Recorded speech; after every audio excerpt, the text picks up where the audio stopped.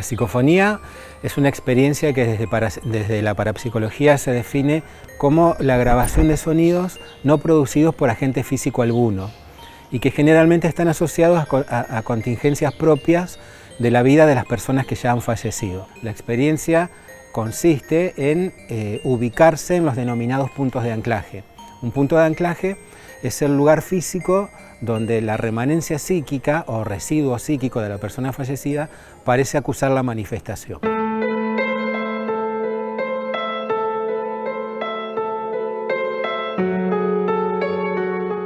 Vos participaste de un estudio de psicofonía que se realizó hace exactamente 32 años, un 5 de agosto de 1990. Se realizó aquí en el cementerio. ¿En qué consistió ese estudio? Ese 5 de agosto, te diría yo que en carácter de inédito, creo que hasta el día de hoy, la experiencia se realiza acá en el cementerio municipal con autorización oficial, con autorización de la gestión en ese entonces del profesor Enrique Mutis. El hecho objetivo, concreto, e incuestionable es que se llevó en el cementerio municipal el 5 de agosto de 1990 se llevó a cabo una experiencia de psicofonía con autorización de la municipalidad. Lo que podamos hablar después sobre lo que pasó, qué es lo que lo generó a lo que pasó, cuáles son las distintas hipótesis y demás, ya queda librado a las investigaciones y bueno, a lo que quiera creer cada uno. Acá no estamos hablando de una experiencia donde nosotros te vamos a bajar una verdad. Lo que yo voy a hacer en este momento es contarte simplemente lo que pasó.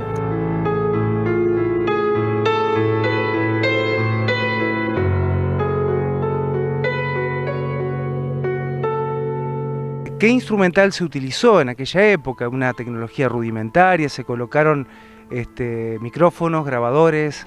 Bueno, utilizamos los grabadores a tecla, en los que se utilizaban los cassettes a cinta. La mayoría vinimos con esos aparatos y también tuvimos uno de cinta abierta que se llama, que era como el disco del interior del cassette, pero sin la carcasa.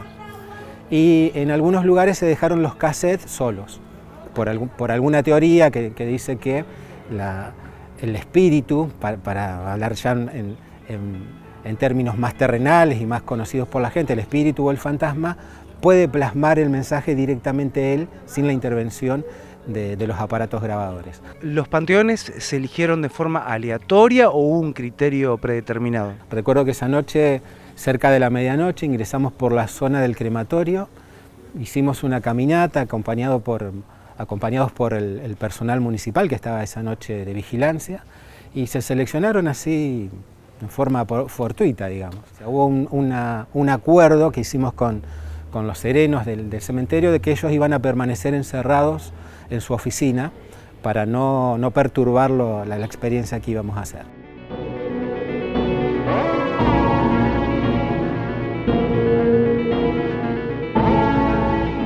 La experiencia esa noche se dividió en dos partes.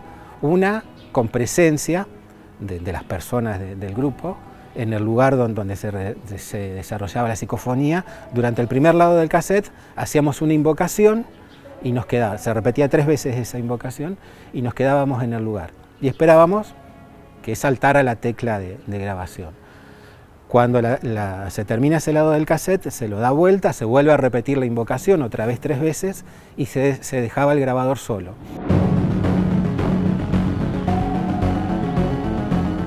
¿Hubo registros de voces del más allá? Hubo registros de sonidos. Si son voces del más allá, del más acá o de dónde, no te lo puedo yo asegurar. Sí te puedo contar antes de lo que te voy a contar respecto a lo que se grabó. Te puedo contar algunas anécdotas respecto a un grupo de 2 personas, 2 integrantes del grupo, que se habían instalado en un panteón. Ellos estaban en plena grabación y escuchan unos pasos que se acercan, alguien que se asoma por la puerta, mira hacia un lado hacia el otro y sigue su camino. Eso molestó cuando después se comentó a nivel de grupo que había pasado eso, molestó porque interpretamos como que era el personal municipal que había salido a caminar, que anduvieron haciendo algún tipo de inspección, algo que después quedó totalmente descartado porque cuando nos volvemos a entrevistar con ellos nos dijeron no, hasta que ustedes no nos avisaron de que terminaron con la experiencia, nosotros no salimos de acá.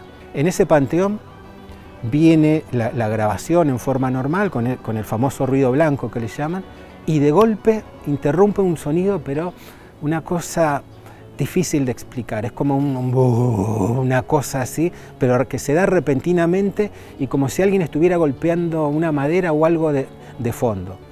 Fueron, no sé si llegaron a 10 segundos y se interrumpe y siguió todo en forma normal.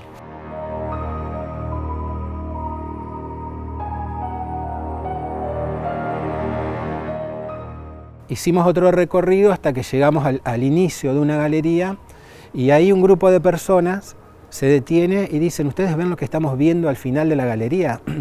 Y ellos hablaban de que se veía una figura con rasgos femeninos que elevaba los brazos hacia una lápida, hacia una lápida y los bajaba, como si estuviera colocando flores. Y repetía el movimiento, los levantaba y los bajaba.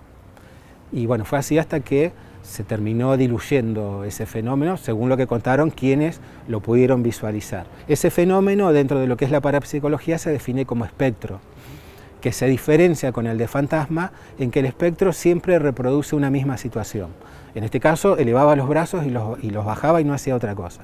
Cuando se hace la desgrabación de todos los cassettes, en uno aparece una voz que repite 3 veces esta palabra, abajo. Pero lo dice de esta forma, abajo, abajo, abajo. Imagínate cuando lo escuchábamos.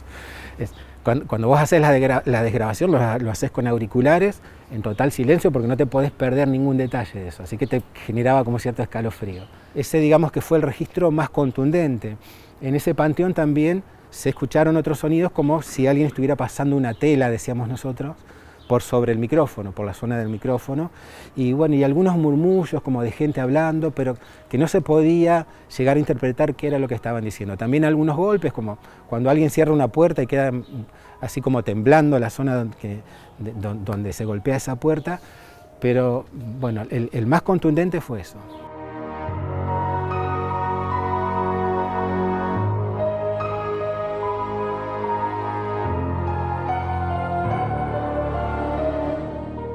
$32 años pasaron de esta experiencia que no tiene antecedentes en la ciudad de Santa Fe. ¿Te parece pertinente, que se vuelva a repetir una investigación de estas características? Estos son fenómenos de los que hay que hablar y hay que investigar, porque nosotros tenemos una suerte de contradicción con la muerte.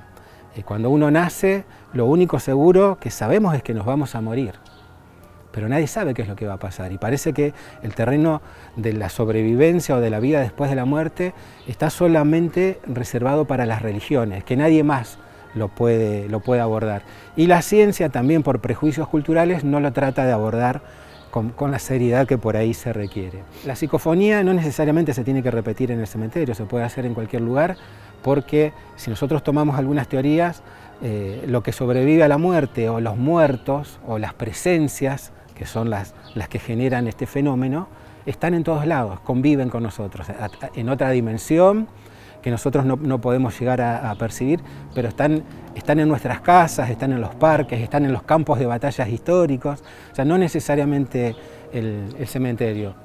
Tal vez la psicofonía brinde una herramienta para repensar todo lo que entendemos por muerte. ¿Y si hay algo más? ¿Y si seguimos viviendo con otra forma, en otro plano? A lo mejor no pasa nada.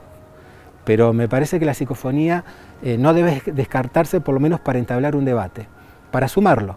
En 1959 se realiza oficialmente la primera psicofonía. Desde entonces hasta acá se han realizado un montón. Y todas las teorías siguen estando presentes. La de 1959 y la de 2022. Hay que investigar.